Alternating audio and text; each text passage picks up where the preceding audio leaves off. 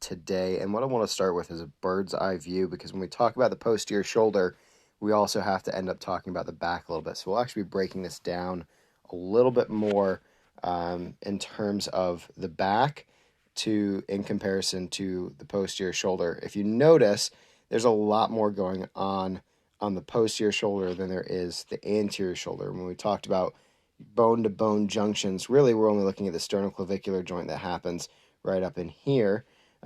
So being able to understand that when we talk about the posterior shoulder, there's a lot that's going to go on. A couple things that we really have to talk about in terms of the posterior shoulder is we're going to talk a little bit about the deltoid, and then we're actually going to talk about going a little bit deeper and going into really what is back here. So things right here like the infraspinatus, that's part of your rotator cuff. Here, your teres minor, also part of the rotator cuff. Teres major, which is under it. The supraspinatus, which is up top. Your rhomboids. And then a little bit of your levators, okay? Because when we look at the posterior shoulder, and then we can even get into, we talked a little bit about serratus anterior last week. When we start to look at the posterior shoulder, we start to include long heads of the triceps, and even a little bit about where the biceps are. Because if we cut away and we talk about the pecs there, everything starts to be integrated in this tiny little space. All right, so especially, we talk about movement of the shoulder, we can think about subacromial space, which is basically here, like your infraspinatus, comes underneath the shoulder blade. And so when we look at the musculature here, we have to understand that there's a very complex system of musculature on the backside of the shoulder blade. If we cut away and we kind of take out the infraspinatus and the supraspinatus, we can start to see the scapula, very flat, being held against basically the rib cage and moving along the rib cage, just attached by all these different muscles that keep it attached to the spine as well. Like I said, here's a different view at your teres minor and your teres major. So teres minor, teres major, the infraspinatus and the supraspinatus make up your rotator cuff.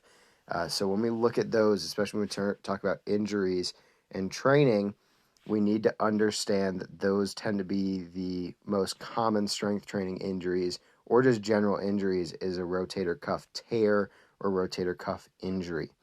When we also look at some of the things that are going to happen, this is subacromial space. So this little space here underneath basically what's called the Acromion Process, which is this guy, or the hook at the top of the scapula, and then to the top of the humerus, and then where it connects with the clavicle or your collarbone. So when we talk about training or strengthening this posterior shoulder, we need to understand all the different things that are going on here. So teres minor, that's going to externally rotate your humerus using the lateral, basically they call it the lateral spine, or the lateral edge, if you really want to call it that, of the scapula. So that's where it starts, and it inserts on the top of the humerus to externally rotate your humerus. The teres major does the opposite of it. So when we look at actions, internally rotating your humerus really functions as a part of the teres major, and then your lat, which we kind of took away because we'll talk about it more with the back. So those two kind of counteract each other. If I add back in the supraspinatus and the infraspinatus, your infraspinatus acts as an external rotator and an adductor or an abductor of the shoulder, so it's raising that shoulder out to the side. This supraspinatus, and this actually tends to be one of the more common ones, it abducts the shoulder just like it does the deltoid, but it's acting underneath it.